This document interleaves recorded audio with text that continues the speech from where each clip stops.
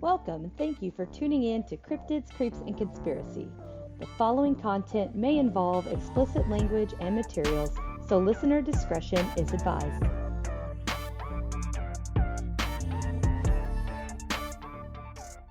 Welcome back, everyone. With us again is Miss Stacey. I'm like, you make my ego so big because I have to affect on people. we're just two good friends. We're just talking about interesting stuff that we like, and then you'll be like, oh, it's my wonderful sis, and I'm like, oh, I'm really not that great. Oh, you're fantastic. But- no bullshit. Okay. I can't bullshit a bullshitter. I'd say awesome. We have a lot in common, and I love talking to you, and I'm super excited to just have you here so that everybody else can experience why I love you. Because do you want to know what we're talking about this episode? Oh, of course I do. We're going to talk about Friday the 13th. Wait, I is know. that the I right was like- side? Yeah, it's the right side. I just go in the middle. Yeah. If I do that, I get all cleave it. Well, you do too. Who am I talking to right now? I just try to, I got to be careful. I have gathered some interesting facts about Friday the 13th. Figured we just kind of talk about it. I figured you probably have some stuff to chime in on too. Oh, absolutely. Yeah. Yes. Again, I just want to let everybody know my sources will be in the notes, and I'm going to put some links for Stacey and Lavender because they're early on Wednesdays. And so their links are going to be down here as well. So you guys can always find them and look stuff up and do all you need to do. And I always feel weird having to introduce people like 5 times. So I figured if you are listening here and you didn't listen to 46B, well, stop what you're doing and go listen. And then you'll get Yeah. shameless plug. Yeah. I started to say, let Tasha blow your mind with that.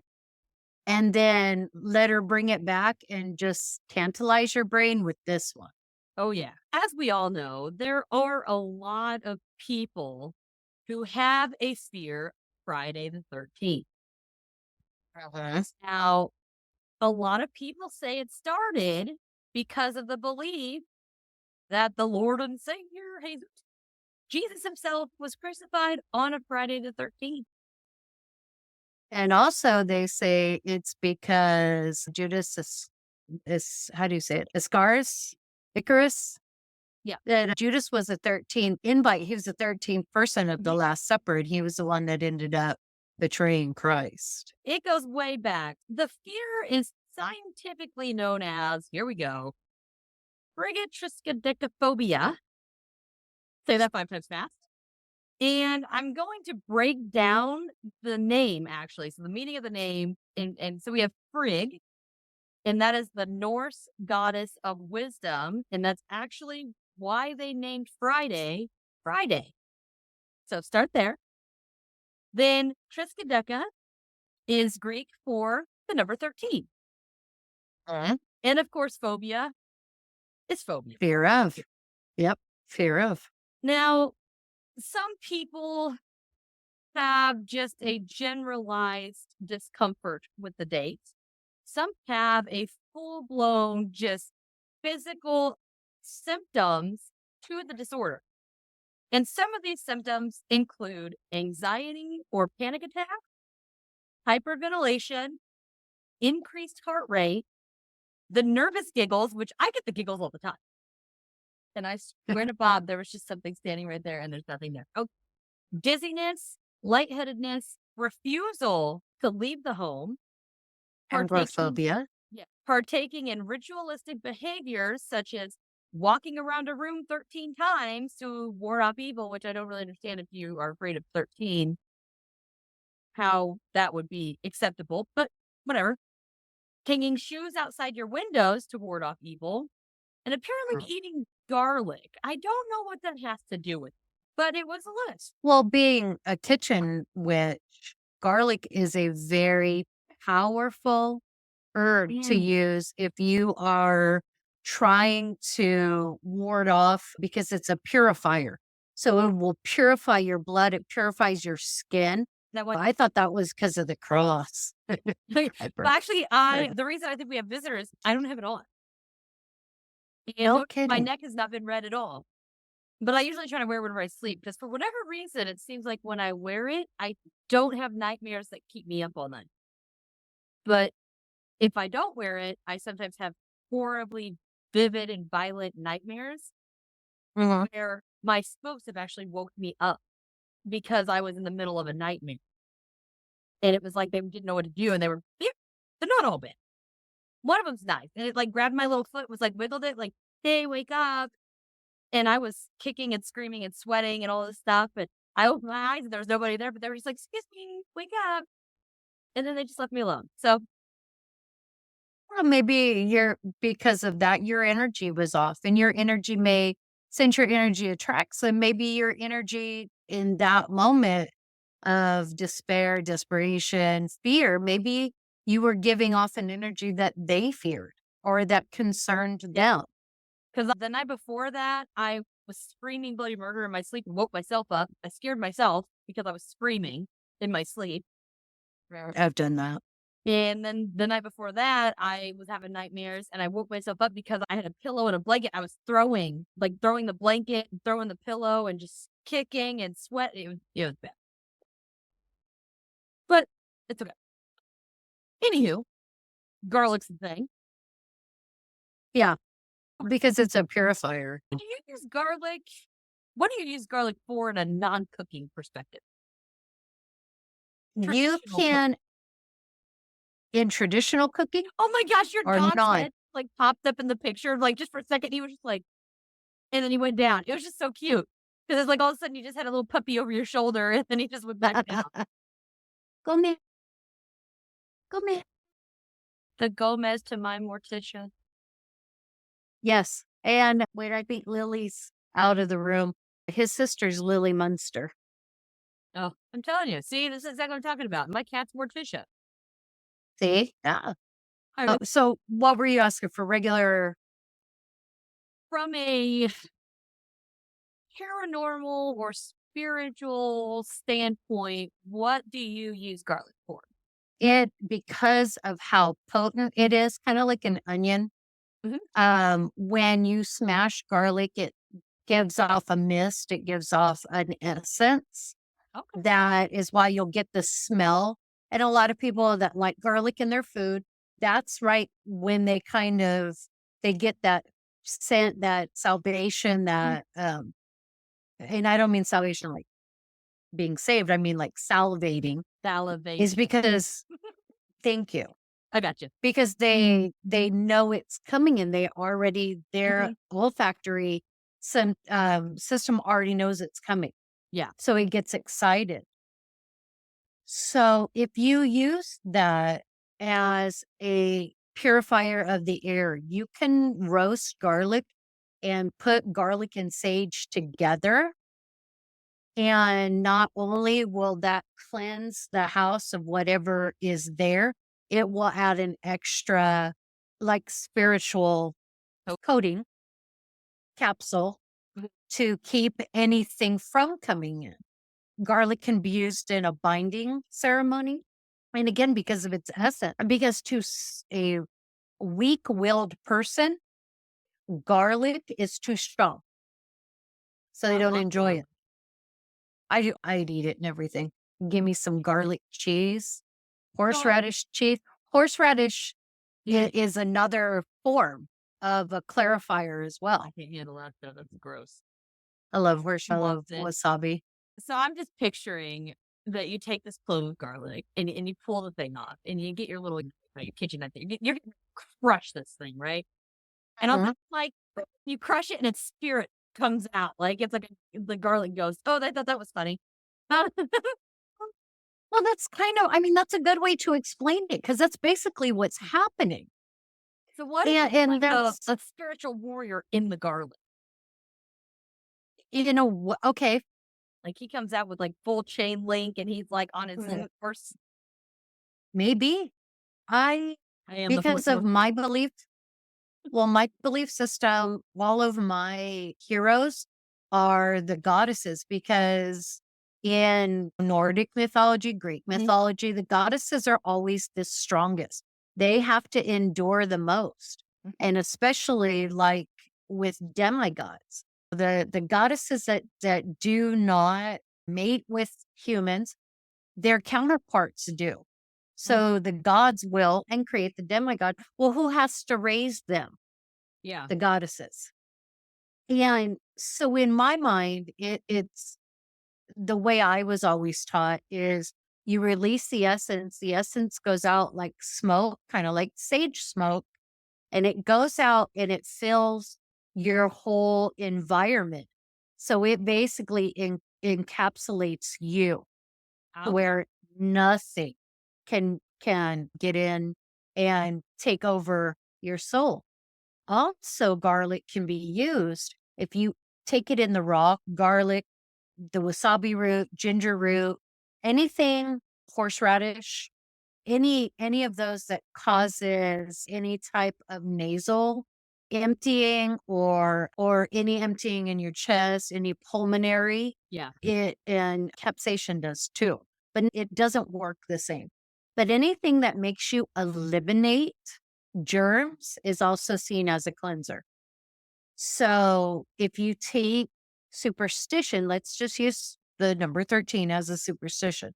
So let's say you very superstitious, you haven't been able to avoid it. Yeah. And maybe something happened with 13 and you got sick. You got a really bad flu. It's a belief, and I do believe this and I do practice it, is then you take that root and you ingest it in the raw as a whole and you eliminate whatever is in you. And it'll come out in your pores. That's why people eat too much garlic, too much. It comes out in your pores. Yeah. That's why it's a purifier. I'll live with my demon, I think. Not worth it. But that is interesting because I don't know that much about it. So we'll have to discuss at a later day some more stuff too. Yeah, definitely. Friday the 13th. So according to British scholars, date is associated with the old-fashioned art of capital punishment.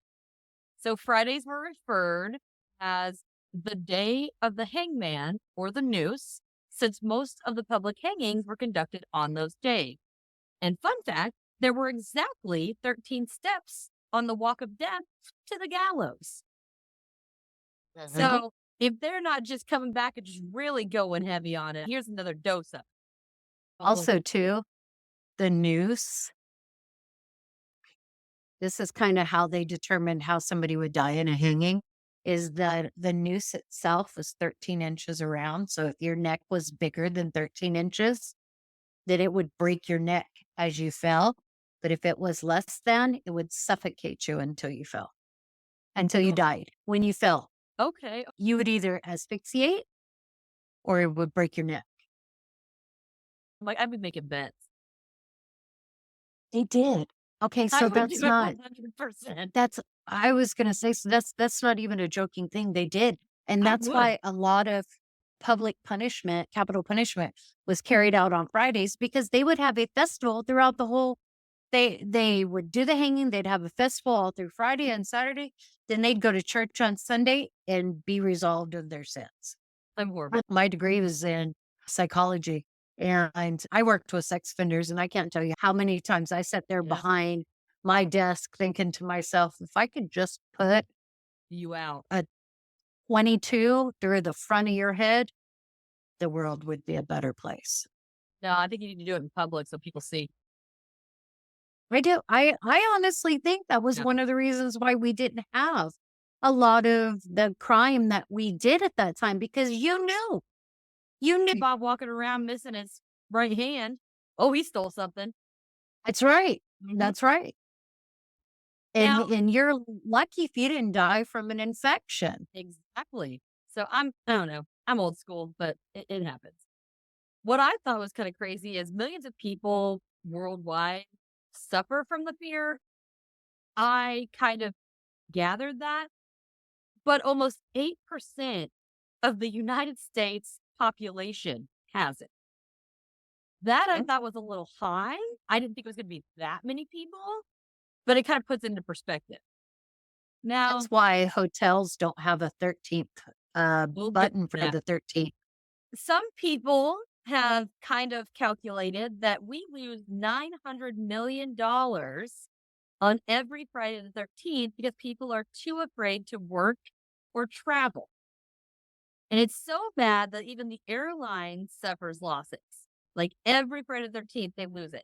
And again, like you had just mentioned, a lot of hotels skip the 13th floor or the 13th room. Now, here's where I get into technicality. It doesn't make much sense if you build the building and you just skip the number, but you just label the next one 14, because in theory, that's still technically the 13th floor. You just labeled it different. Or do they build the floor and just bypass that floor in the elevators and stuff where it's just an empty floor with nothing in it so that you skip the 13th? I had an uncle that was an if the elevator got stuck, that was who they called.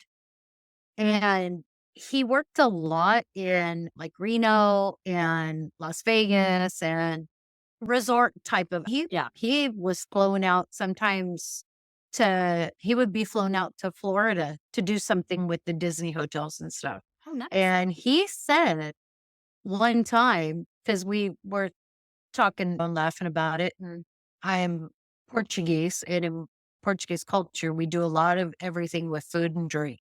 So he was feeling his wine a little bit more than he probably should.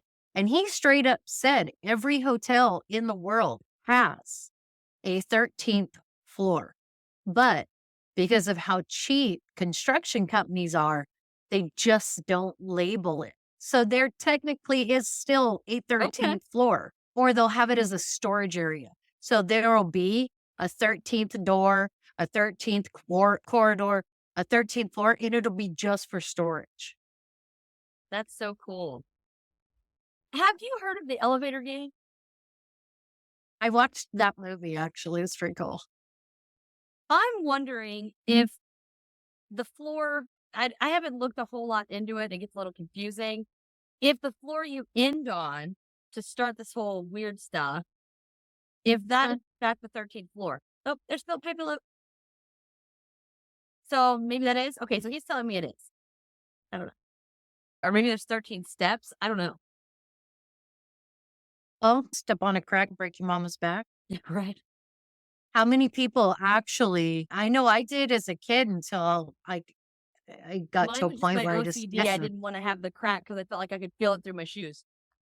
that makes perfect sense. Just like when I would walk, if I'm walking up a staircase and it's 1, 2, next step, 1, 2, next step. If I get my thing off, I back up and then go back up.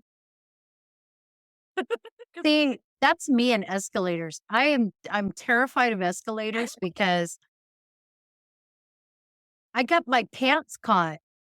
I got my pants caught one time in an escalator in our local mall. And thank the goddesses, all it did was rip the bottom off my pant leg. But something about it, and I get so nervous. And I don't like the way it feels. I don't know. It's weird. Now, for those of you who do kind of have a little of this or you're a little bit concerned, there is a plus side. You can never have more than 3 Friday the 13th in an entire calendar year. However, the longest you can go without experiencing one is 14 months. So if you get lucky and there's a big gap, you can't go any longer than 14 months before you see one. And now I think we have 2 coming up. I love Friday the 13th. That's when they play all the good movies. I got married in Vegas on Friday the 13th. For your husband now? No, my other one. Maybe it wasn't the lucky. relationship I've had. Now, if January 1st of a leap year is on a Sunday, then January, April, and July will all have a Friday the 13th. So I thought that was kind of interesting.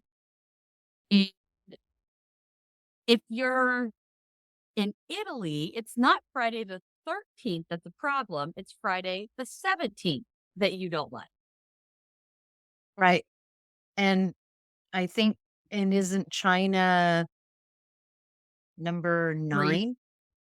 I think 3. three. Okay. Spanish-speaking countries in Greece, the 13th falling on a Tuesday is unlucky. And if you look at it, as far as statistically speaking, there really is absolutely no correlation between Friday the 13th and reported accidents, hospital visits, or natural disasters. There is no correlation if you look at the date. Here's a good one for you. I love this little story here. It's not even really a story. It really happened. So I don't like calling it a story, but a 13-year-old boy in Suffolk, England, got struck by lightning at a reported military time of 1313 and survived unharmed. Fast forward to October of 2006, almost 500,000 people in Buffalo, New York, and surrounding areas lost power when they were submerged under 24 inches of snow. Again, in October, 24 inches of snow. Like, y'all, there's something wrong. And we're not talking Arctic or anything. No, this is only a 8-hour drive from my house-ish. Right. It's, yeah, you're East Coast, so you guys shouldn't. Yeah. And you're not even close to one of the poles, so. About that being married in Vegas, I wish it was actually on a limb. Or a whim. A limb, Jesus. Take my Probably that too, actually. yeah. In Viva Las Vegas Chapel, they advertise special wedding themes like zombies, vampires, and even the Rocky Horror Picture Show. The following event also happened on Friday the 13th. September of 1940, the Germans bombed Buckingham Palace. March 1964, the murder of Kitty Genovese in Queens, New York happened. Yes. November 1970, 300,000 people in Bangladesh were killed as a result of a cyclone. You don't hear that very often.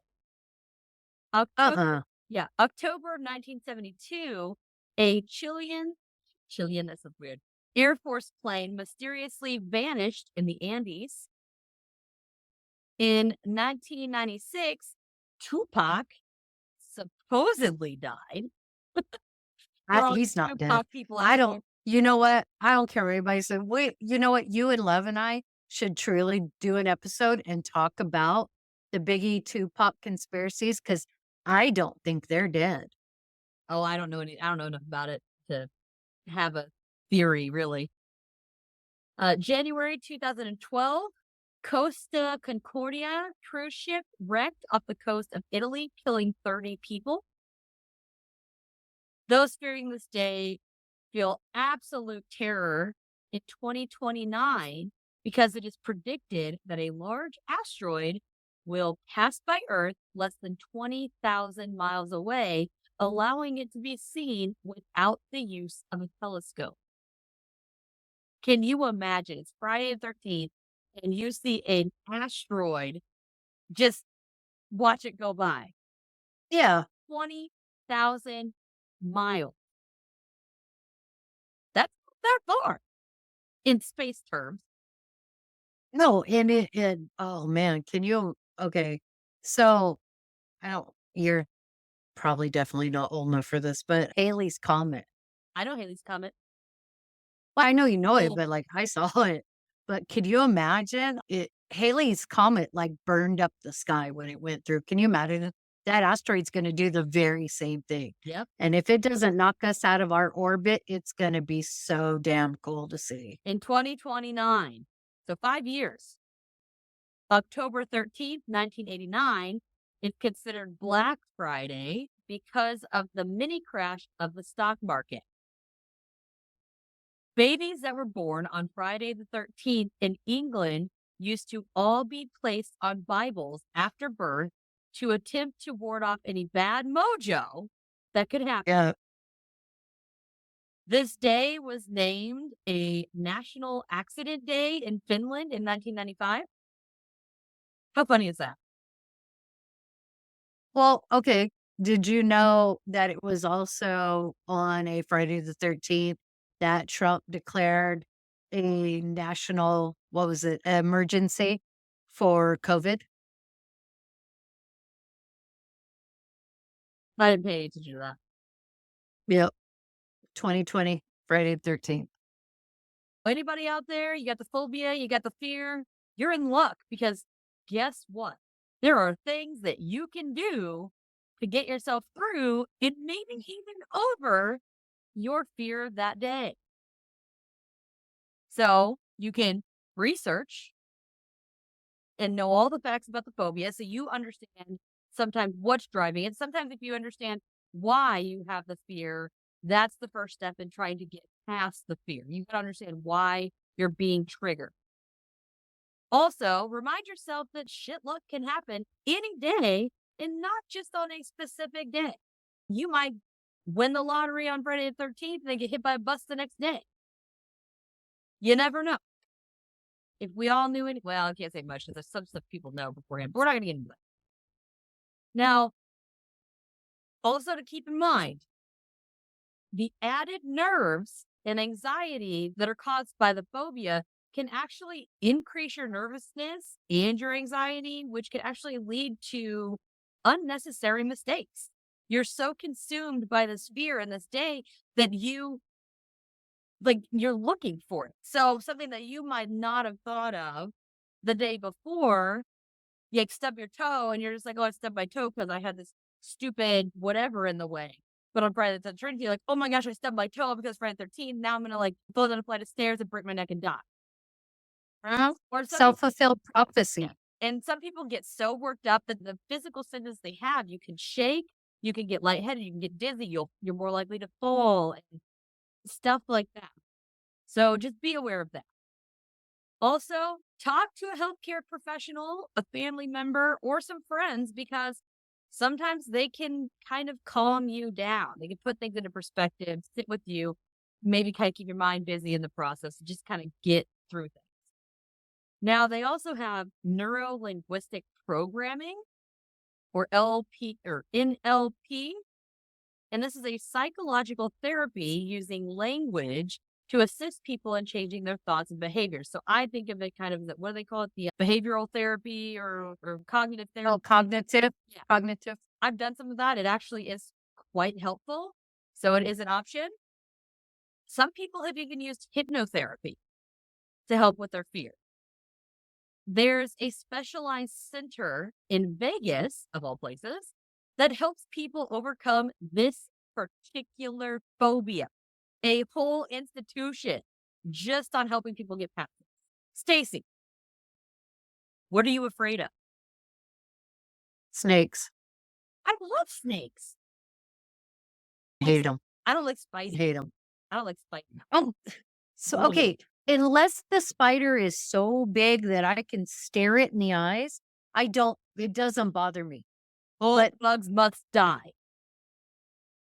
But now If here's, it got okay, 8 legs, it's out of here. Oh, look, Philip but has spoken. here's the crazy, Philip has spoken. Here's the crazy thing though. I have never had a negative experience with a snake ever. And I'm terrified. We have those wolf spiders here. My stepson sent a video from his work, which is like 10 minutes from my house.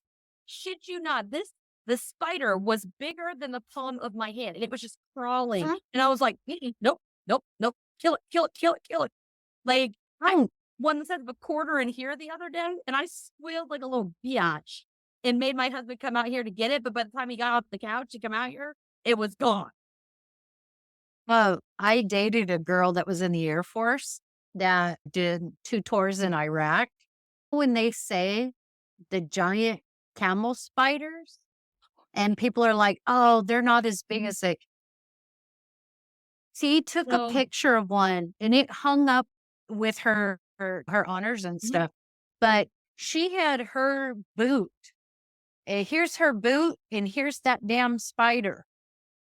And it was as big as her boot. And she was 6'3". So you can imagine how big her foot was. Yeah. I used to see that somebody had to check their shoes. They lived in Texas. Oh, yeah. They had to check their shoes and the kids' shoes. I was like, if you got to check you and your kids' shoes every morning, move. There's something wrong. Well, my son's girlfriend lives in Chandler, Arizona.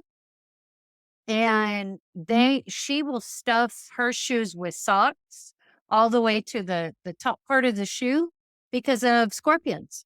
Yeah. Oh. Hi, Philip. Philip was like, yeah, I've done that. That's not cool. Wait, hold on. I am so afraid of snakes that we went to, he's got a lot to say. I was going to ask him a question. We went to Texas Roadhouse for dinner. And where they set us, there was a snake that was up on a board on the wall. And it was the skin, and then it had the whole head. Yeah. I made them move us. And we pissed my wife off to no end because we had to wait like 15, 20 minutes before we got sat back down again. And she just kept saying, "You're so dumb. It was dead." I'm like, that sucker had a big old head on it. I was not going to be able to eat. Yeah. Sorry. Very few things scare me, but that does. I am scared to death of driving over bridges. You are not the only one. And mannequin.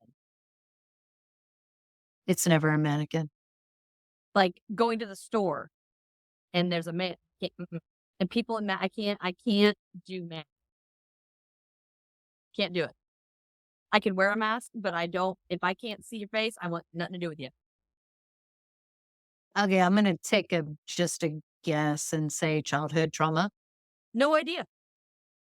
I think what it is because I am so intuitive and sensitive, I get a lot from looking at people, a lot in their eyes and their face. I can tell so much. And I get some if I can't see their face, but it's something about not being able to read it. Really, it gets to me. And it's kind of like, I don't like water you can't see in. If it's not a pool or a bathtub, see a little puddle. The shit bites you. If it's a puddle and it's muddy puddle, nope, I will walk around. Yeah, no, there's shit that bites you. I don't care. If it's dark, I don't like it because it's not that I'm afraid of the dark. It's that I don't like that I can't see what's in the dark.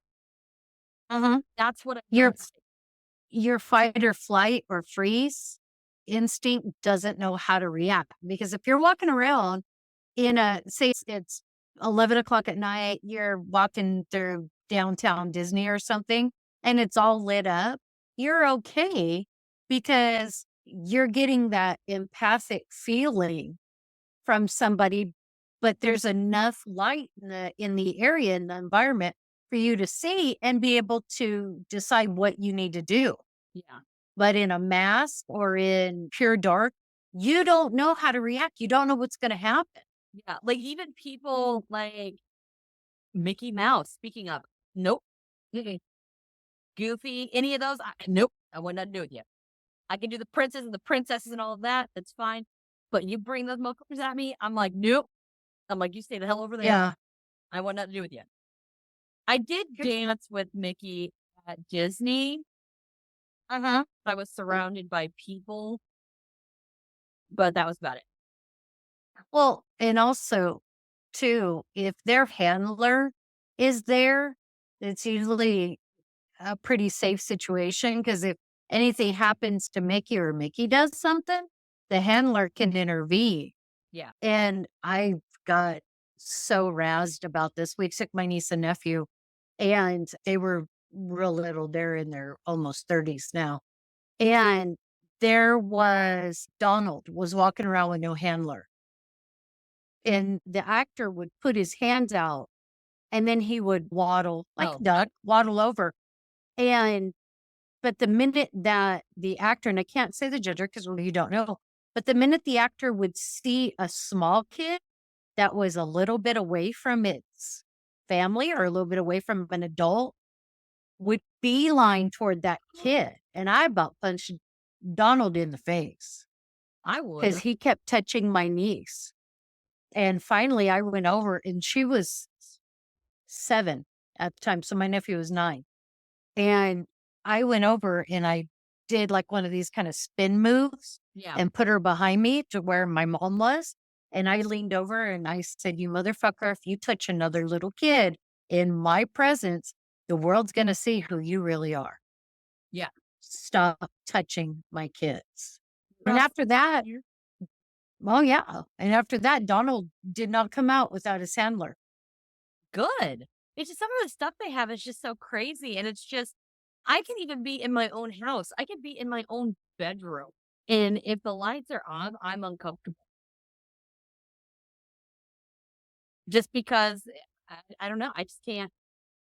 And I'm talking, my thing is locked down. We got alarms everywhere, cameras all over the entrances. Yeah, us too.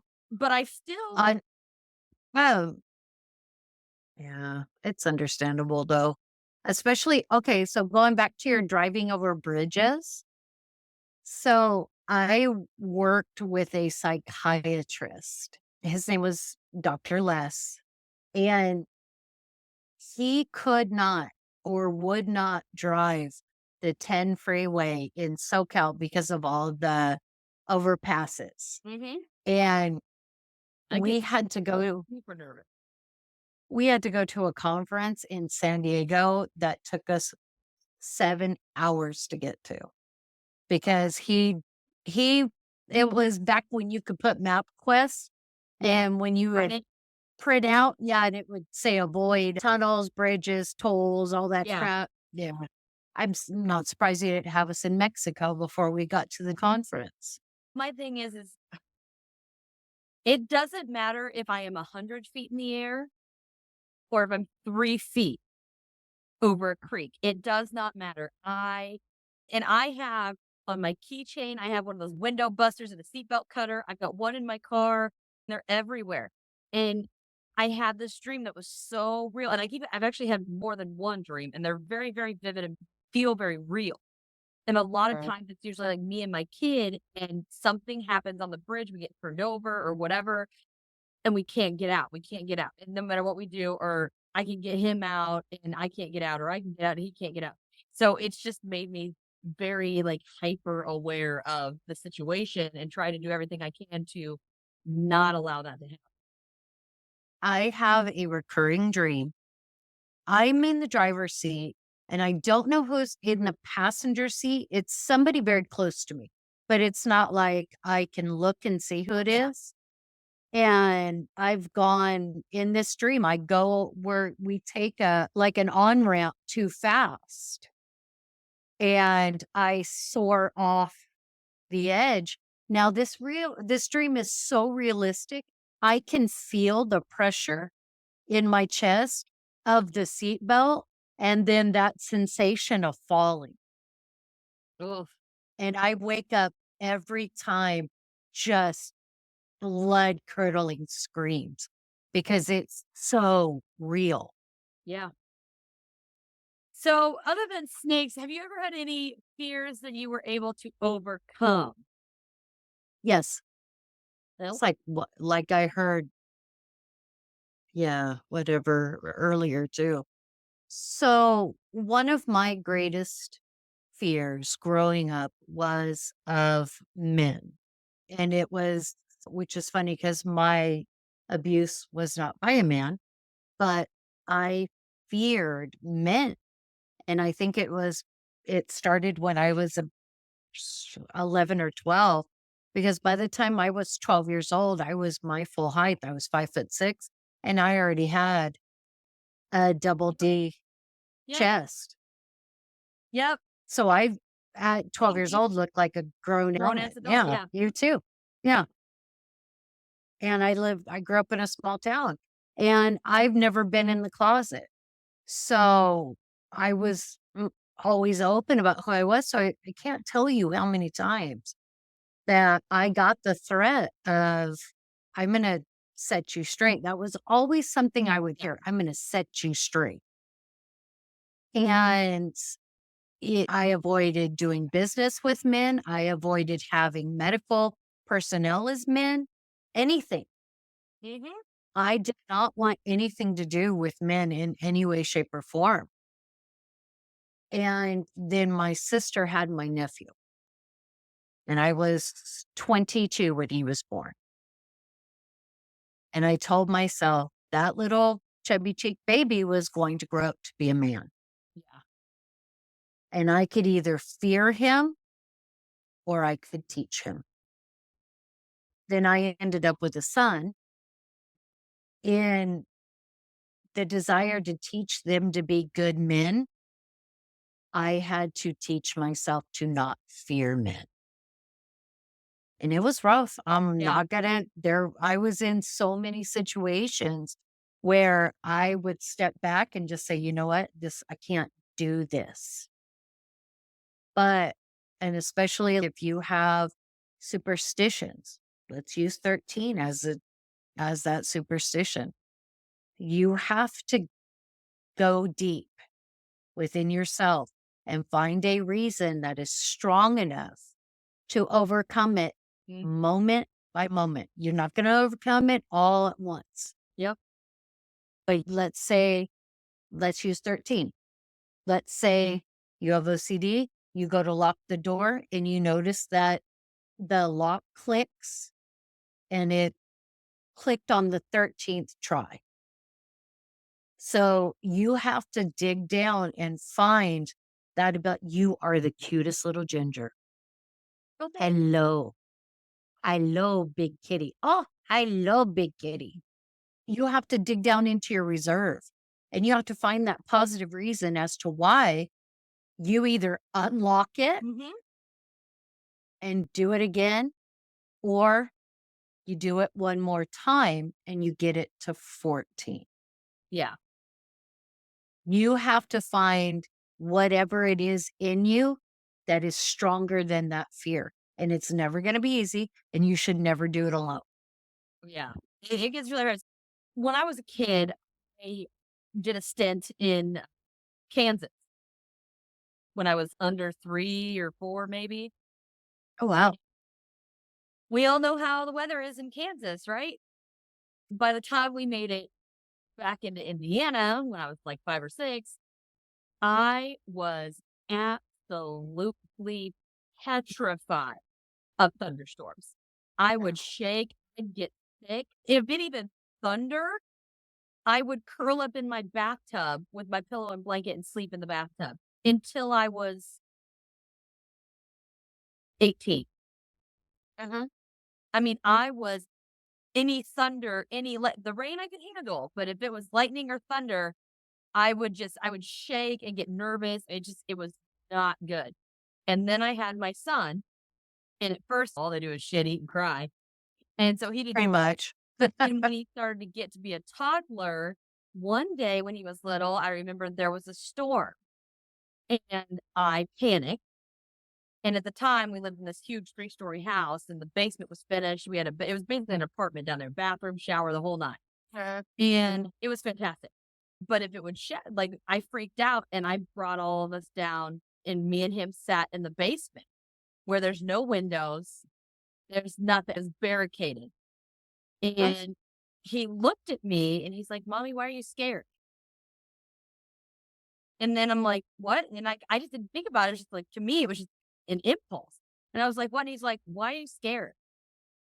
And he's like, "Should I be scared?" And I was like, "Oh, okay, here we go." So then when he noticed that I was getting so scared, I didn't want him to grow up like that. So I had to tough it out. It started off with I was in the basement, but aside from that apartment piece, we had a big open piece with windows, but it was still underground. You could just kind of see, like, it was kind of like built into a hill. So you could see. And so I still felt safe in there. So we would go and play in this big room with the windows, even though it was storming, so that I was around it, but I could still get out if I needed to. And then we got to where we'd go upstairs and then see how long we could make it before we went downstairs and all of that. And it's just, It is very, because it's like every fiber of your being is telling you to respond the opposite of what you're forcing it to do. Yes. It's so uncomfortable.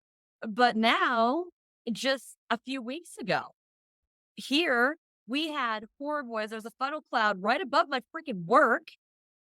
I found out about it later. And a siren started going off. The whole entire town lost power. My kid was home alone. And I was 3 blocks away. And I grabbed my keys and I literally pushed my boss out of the way. And I was like, I'm going to get my kid. I'll be back. Right. And I got in Right. that damn car and it was like, you couldn't even hardly see. I didn't know where, thankfully I knew where I was going because I've, been here my whole life almost. And I went and I got him in the car. We ran in the building.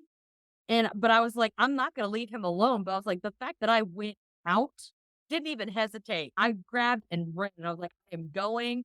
And it's crazy wind and all this stuff and sirens blaring. And I was like, fuck it. I'm going to get my baby. Like, I don't care. It was the, But look, I feel like I saw Philip was just proud of you for that.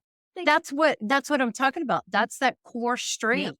That's what you get in. My mom always taught us, and I say the same thing to my son now, is she always said, when I'm scared, that's when you need to be scared. Yep. You don't need to be scared until I'm scared. That woman was never scared. Never scared. Yay. Now my son's like, nothing scares you. Like to him, my kid's like, if he's in trouble or something, he's like, I'll just call my mom. She can mess you up. It's like, I can do anything. I can do anything except reach the top shelf. I can't do that. But like, he helps me with that because he's freakishly tall. I'm like, well, had I not forced myself to be okay, would he have felt that secure thinking that I could help him? You know what I mean? And that's the thing, is they're called superstitions for a reason. And here's where I'm gonna play scientist and Ooh. therapist and all that, is it is your mind. Mhm. And your mind is powerful. Your mind is the most powerful organism in the world, but it will shut down in a second. Yep. The moment it realizes it's in danger. And you have to grasp whatever that fear is and decide in this moment. Like, I could sit here and say, I'm terrified of snakes. No big deal. I don't want to be around them. I don't want you to bring them. Nothing. If I was on a trail by myself and I saw one, I'd hightail it out and be gone. Well, my son's 17 and he's 6'1", I think. Now he's still growing. But I guarantee you, if I had him or my almost 7-foot tall nephew or his son on that trail with me, I guarantee you I'd have that snake by its neck and it would be dead. Yep. Because that's where your survival instinct kicks in. And a lot of times, especially women, not to say anything about our men. I can't speak on what it is to be a man because I'm not one. I never I got a have funny been, never story will for you be. when you're done. But I can tell you, as a woman, my natural instinct is to care for the things that I hold dear. Yeah. I biologically can never have children. So the children that are now adults or on their way to be adults or still children in my life, Yeah. I love them as if I gave birth to them. Yeah. It is a very strong instinct, but when you're talking about, I got to tell you the story. So my stepdad is a rough, tough ex-Air Force. Now he looks like Santa now. He's got the big beard, wears the camo, hunts, fishes, all that stuff. Just good old boy. He's a good old boy. Now, he also does not like snakes. And we used to live in a house that was in the middle of nowhere. And we would have to cut the wood. And then we had a big box in our living room where our wood. Oh, And so we would have God, yeah. we had a big stack where we would cut the wood. Then we would bring the stack outside of our patio door, and then we would fill the box inside from the patio and then fuel the furnace. He was in there going to throw some wood in the furnace, and I'm standing in the kitchen. He's in these like shorts with pockets. They're like cotton. So I was like, oh my gosh, what's wrong? And he's like, snake, snake. And he will not get off this couch. I had a cat. Her name was Kiana. And Kiana was in the living room. Well, he screamed. The snake came out of the box. My cat goes after it. And so she's batting it around and all this stuff. And he's like, get it, get it, get it. So I come in and I'm just laughing like I'm a teenager. I'm in like a sport bra and a little pair of teeny tiny shorts. My cat's hissing at me and growling and swatting at me because she doesn't want me to take the snake from her. So I'm fighting my cat for the damn snake while my stepdad's on the couch, standing on the couch screaming. And I just grabbed down there, pushed the cat out of the way, grabbed it, and I just had a hold of it. There was a wood box. It was right next to the fireplace. The fireplace was all open. But and this thing had a slot. So you go outside and you grab the handle, pull it up, and you just shove the wood through and it would fall into the box. So you didn't have to pick it up and carry it in. Oh, that's nice. And so we had cooked, we'd had a fire, we were all sitting around, just drinking hot chocolate, just having a great time. And my mom kind of is leaned back, and then all of a sudden I see her do this, and she kind of again. And I'm like, I said, what are you looking at? What'd you see? Nothing. Nothing. And she gets up. Now, mind you, like I said, the slot, you had to open it from the outside. And somehow that slimy little bastard found its way in, and it was sticking halfway on the outside of the house and halfway in. And my mom gets up and picks up like a little small wood, like a kindling. And you just see her hand go up the shit out of that thing. And she hit it a good 2-3 times and just bashed its head in.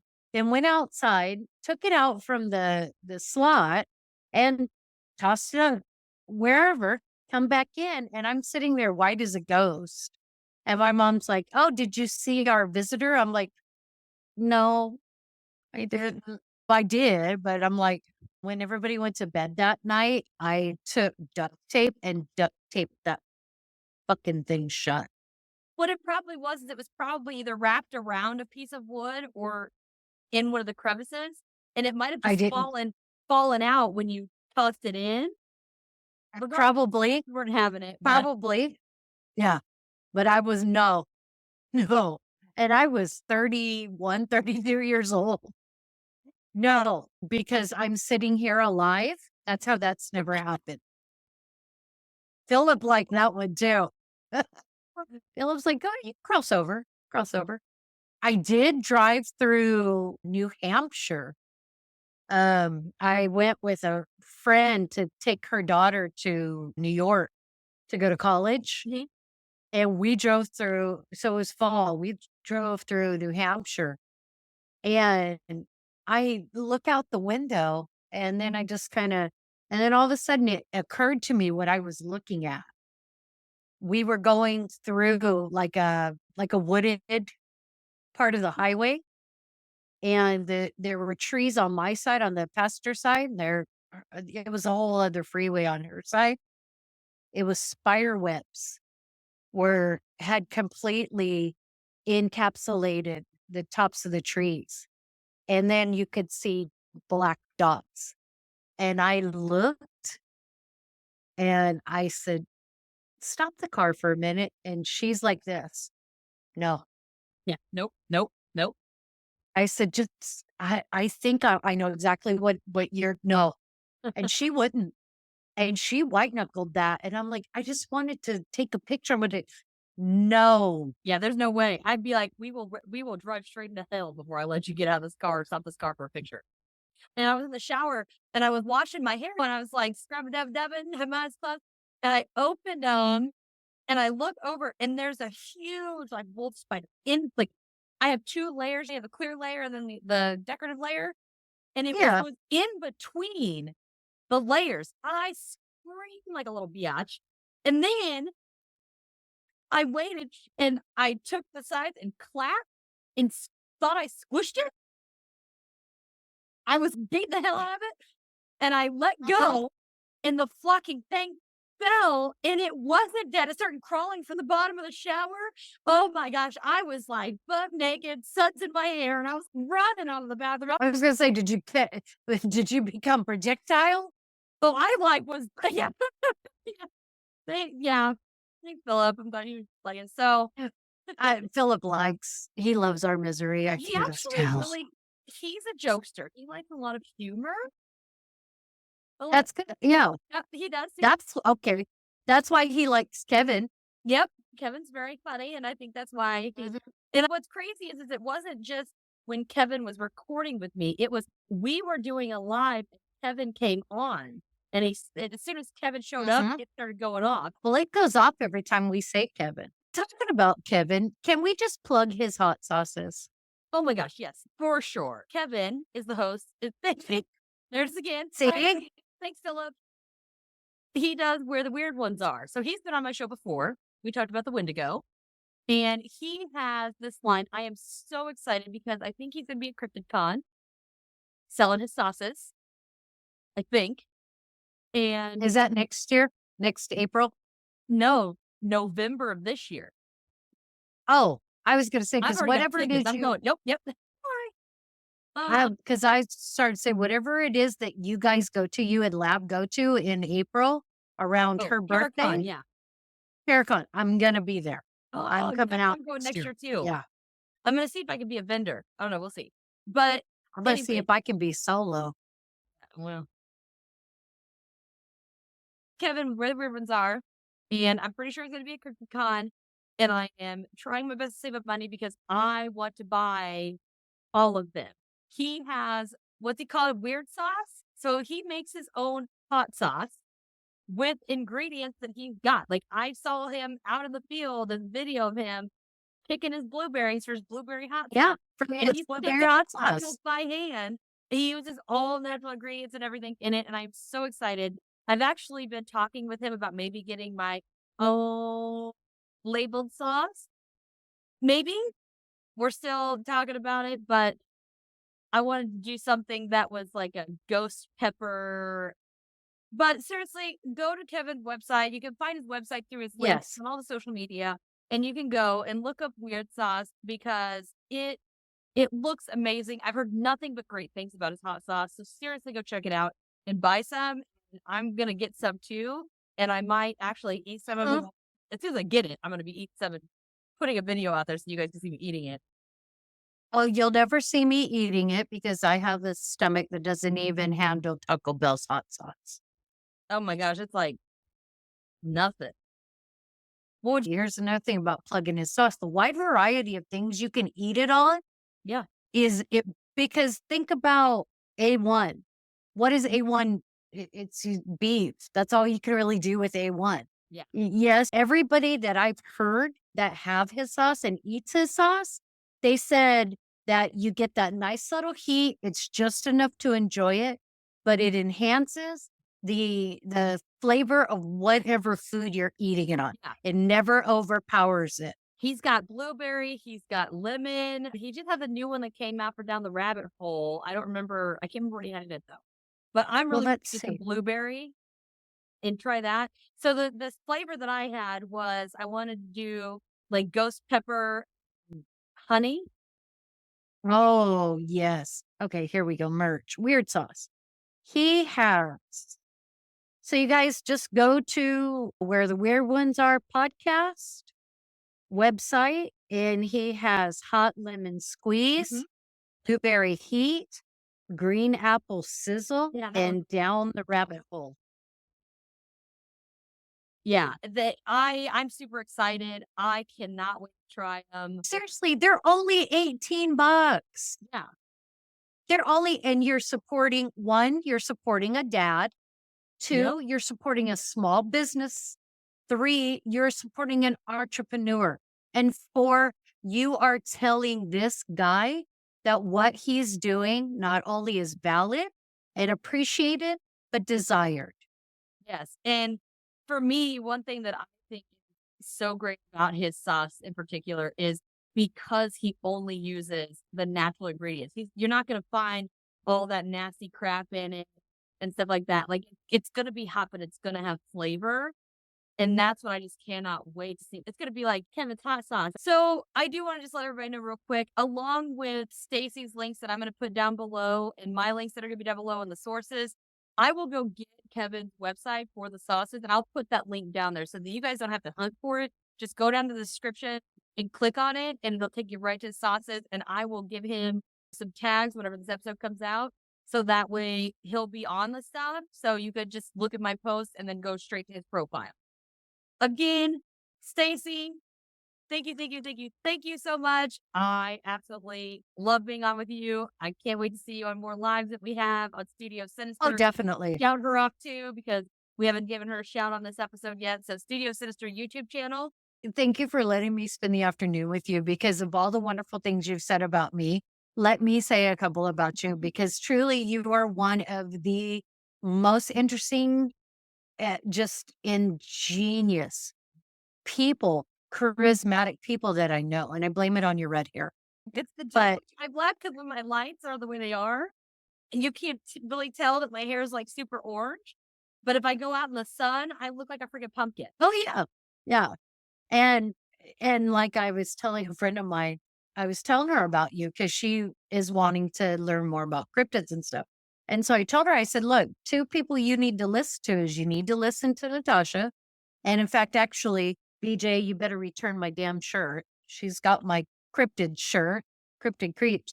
But you bring it and you bring it in a way that you can't help but get invested. And then not only are you invested, you want to know more. Yeah. So thank you for doing what you do. And thank you for including us in it.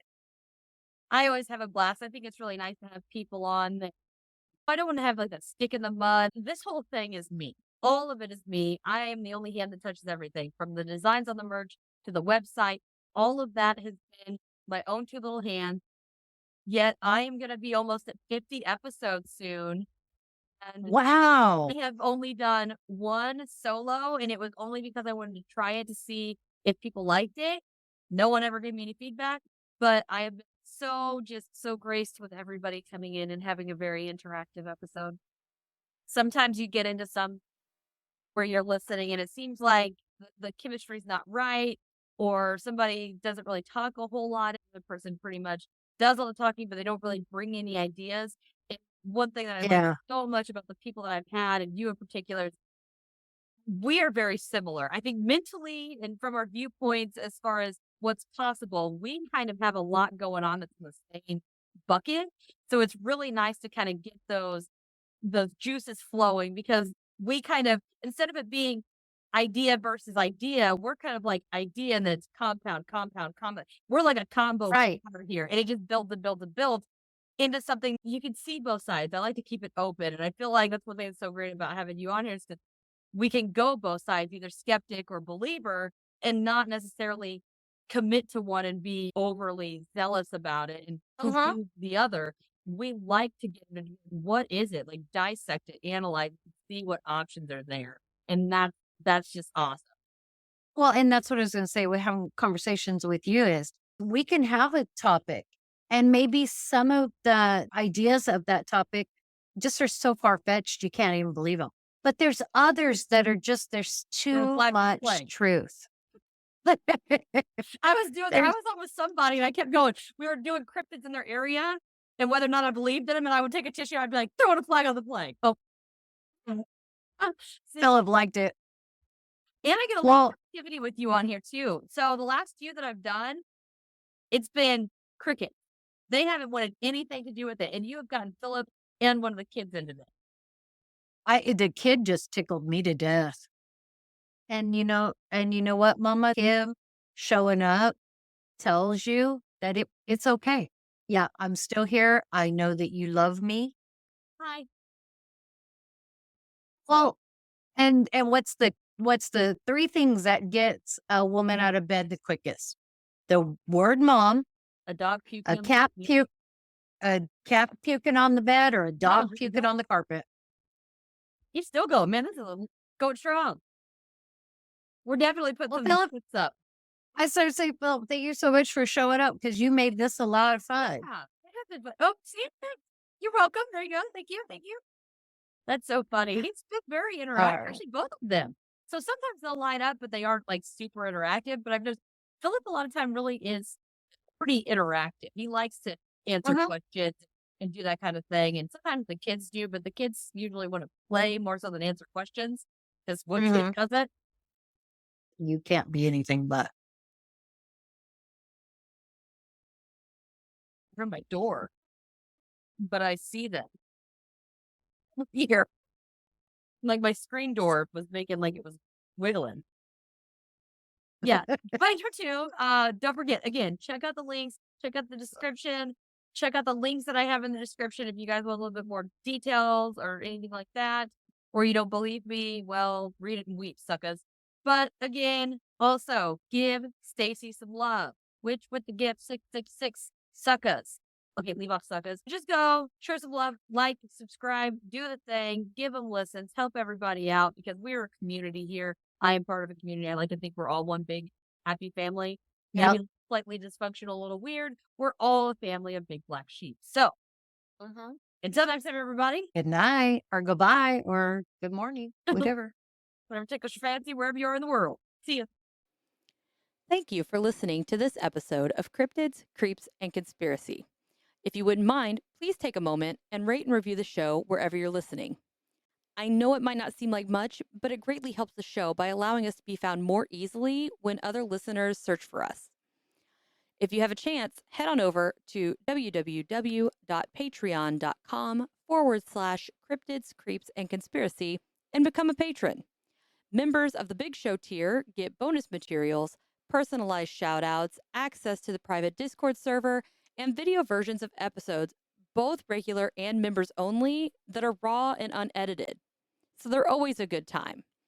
As an added thank you to the Big Show patrons, we also are going to be giving out custom stickers and mini prints after 3 months of membership. I'm currently offering a 7-day free trial, so head on over and see how awesome being a member can be. Before you go, click the link in the description and grab yourself or someone you know some of the self-designed merch, or make a donation to help keep the show going and fund future events and investigations. T-shirts, hoodies, stickers, magnets, as well as pants, swimwear, the best tumblers I have found yet as far as merch is concerned, dresses, office supplies, and more. Visit the Square merch store.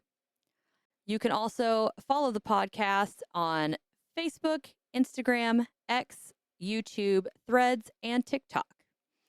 If you have any questions, topic recommendations, or personal encounters, please don't hesitate to send them in to cryptidscreepsandconspiracy@gmail.com or submit them through the contact form at www.cryptidscreepsandconspiracy.com. I would love to hear from you and share your experience on a special listener episode. Just make sure to specify that I have permission to add your encounter to the show, and let me know whether you would like to have your real name or an alias to maintain confidentiality.